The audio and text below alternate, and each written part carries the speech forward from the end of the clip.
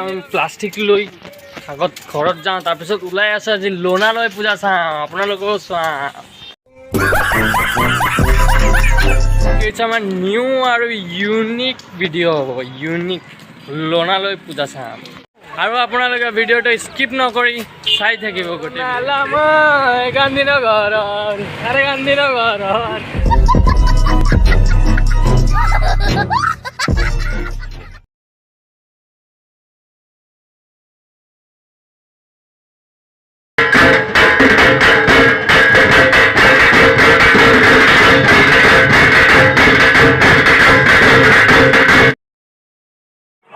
আমি এতিয়া আকৌ এটা বেলেগ পূজা চাবলৈ গৈ আছোঁ। সেই অৰ্থ হ'লে